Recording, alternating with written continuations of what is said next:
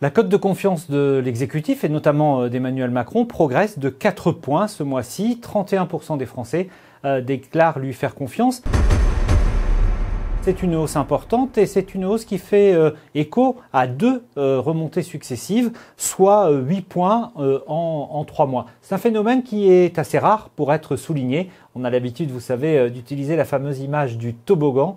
Emmanuel Macron, depuis le 10 décembre, depuis son discours et son annonce des mesures, depuis l'ouverture du grand débat, a réussi à inverser une tendance qui lui était extrêmement négative au cours du deuxième semestre 2018. Pour autant, le président de la République reste majoritairement très impopulaire. 2 tiers des Français ne lui font pas confiance. On notera toutefois une forme de décrispation. La part des Français qui ne lui font pas du tout confiance est en baisse, elle aussi, de manière significative pour le deuxième mois consécutif. Quand on observe cette remontée, on voit d'abord qu'il y a une explication politique. Emmanuel Macron réussit à remobiliser son socle électoral. Il retrouve la confiance de 7 électeurs sur 10 qui ont voté pour lui au premier tour de l'élection présidentielle. Et deuxièmement, il retrouve un niveau de confiance chez les électeurs de droite de la présidentielle proche d'1 sur 2. 46%, ce qui traduit une nouvelle fois que cet électorat de droite est déboussolé entre attraction vers Emmanuel Macron et fidélité à son camp politique.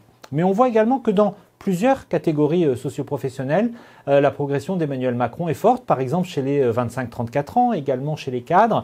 On peut se dire qu'il y a 2 raisons à cela. La première, c'est l'impact des mesures du 10 décembre, des mesures sur le pouvoir d'achat qui commencent à produire ses effets. Et le deuxième, c'est la posture du grand débat. Un président de la République perçu comme moins arrogant, un président de la République qui est perçu comme connaissant bien ses dossiers, beaucoup d'interviewés nous le signalent, qui donne le sentiment de faire l'effort de mieux comprendre les gens, mais évidemment, dans le même temps, demeure le doute sur l'efficacité du grand débat et sur ses sorties concrètes. Donc l'exécutif aurait tort de considérer qu'il est sorti d'affaire.